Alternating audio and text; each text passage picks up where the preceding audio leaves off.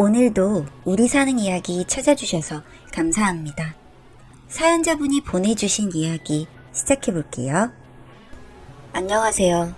저는 이제 40대 중반을 바라보고 있는 남성입니다. 남들은 한창 새 가족을 꾸리고 아이를 키우느라 바쁜 시기지만 최근까지의 저는 과거에 실패한 사랑을 곱씹으며 지금까지 시간을 그저 흘려보내고만 있었습니다. 본론인 이야기를 시작하기 전에 먼저 그 사랑 이야기를 해야겠습니다. 예전에 저는 인생을 다 건 사랑을 한 적이 있었습니다. 벌써 10년이 된 이야기입니다. 저의 그녀는 평범해 보이지만 사랑스러운 여자였고 저와의 미래를 꿈꾸며 반짝이는 눈동자가 한없이 고운 그런 사람이었습니다.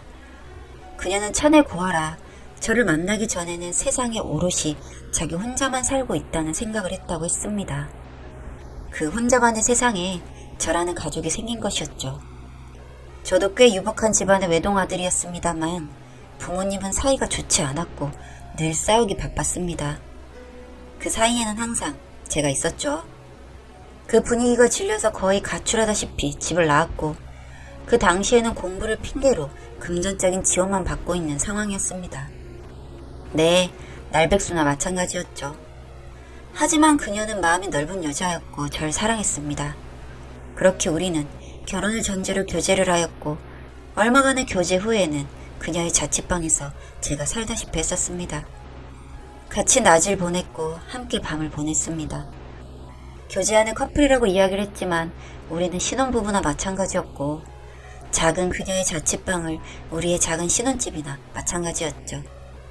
저는 그때 일을 하지 않고 공부를 하고 있던 중이라 시간이 많았습니다.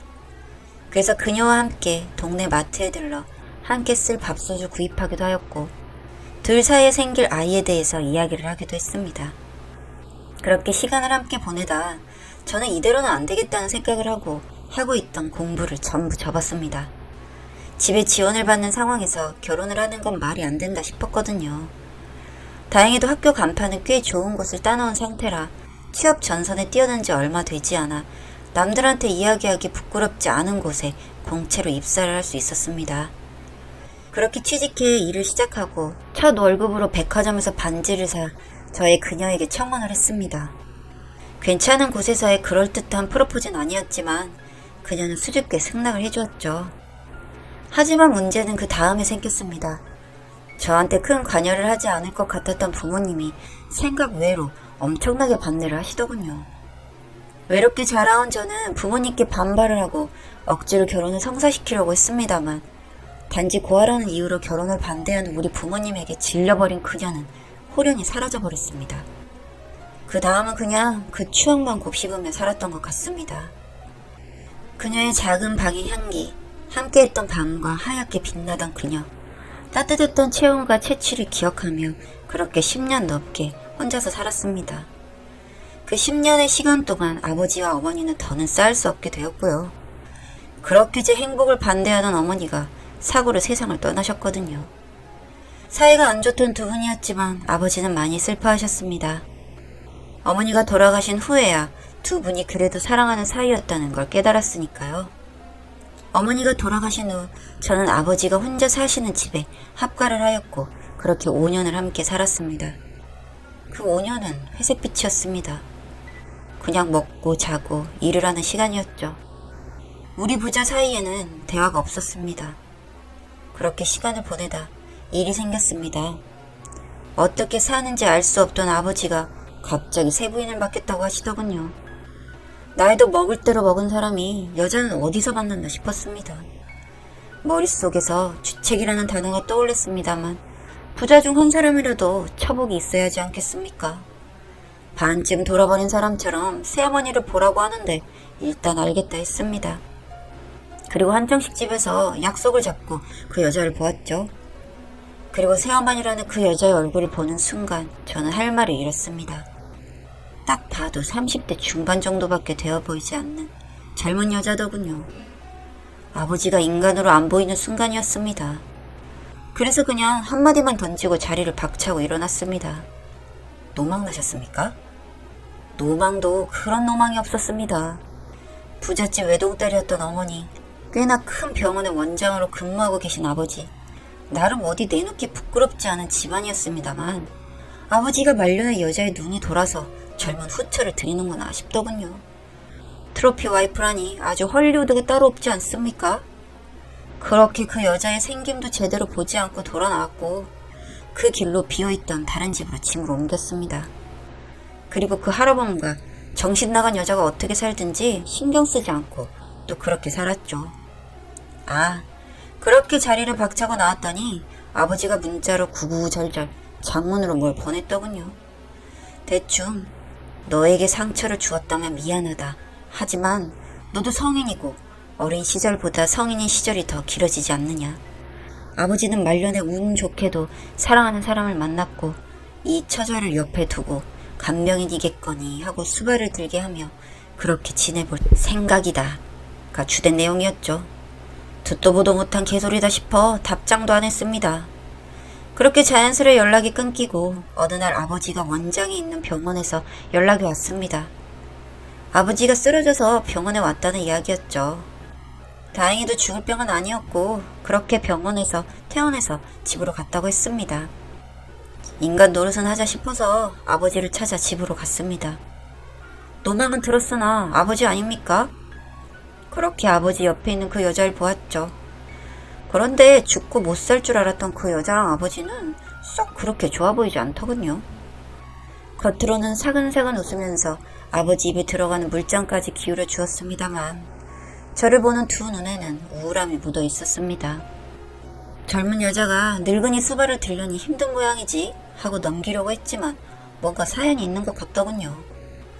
처음에 봤을 땐 30대 중반 정도로밖에 보이지 않았지만 다시 보니 눈의 깊이가 그것보다 나이가 더 있겠지 싶었습니다. 저를 보는 묘한 눈빛이 인상적이었지만 그래도 저랑은 상관없으니 둘이서 잘 살라고 하고 또 집을 나왔습니다. 그런데 집으로 돌아온 그날부터 그 눈빛이 잊히질 않더군요. 예전에 그녀에게 제가 사랑을 느꼈다면 우습게도 아버지의 후처인 이 여자한테는 몸이 반응하는 욕구를 느끼는 것 같았습니다.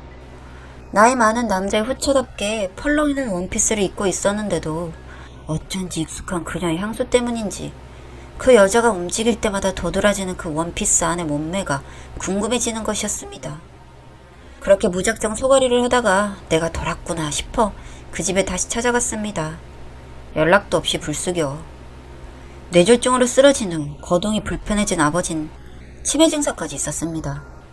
기척 없이 문을 열고 들어가니 그 여자는 아버지 어깨에 얼굴을 묻고 있었습니다. 가만히 귀 기울여 들어보니 치매가 있는 아버지 귓가에 같은 말을 반복하고 있더군요. 저 너무 힘들어요. 약속하셨으니 땅도 주고 집도 주세요. 명의로 주세요. 소름이 끼쳤습니다. 무슨 주문처럼 그렇게 되뇌고 있는데 아버지는 흐린 눈으로 고개만 끄덕이며 그럼 줘야지 만 계속 반복하고 있었습니다. 이건 아니다 싶어 벼락처럼 들이닥쳐 여자에게 소리를 질렀습니다. 지금 뭐 하는 거냐고요. 그런데 그렇게 독하게 굴던 여자가 제 얼굴을 보더니 갑자기 무너져 눈물을 흘리며 대답조차도 못하는 모습을 보였습니다. 눈물을 한참 쏟아내더니 미안해만 반복을 하더라고요. 아무래도 이건 이상하다 싶어 여자를 체근했습니다. 그리고 놀라운 사실을 알았습니다. 그녀의 눈꼬리가 익숙하고 그녀의 옷 속 몸이 궁금했던 이유가 있더군요. 제 본능이 기억하고 있던 모양입니다.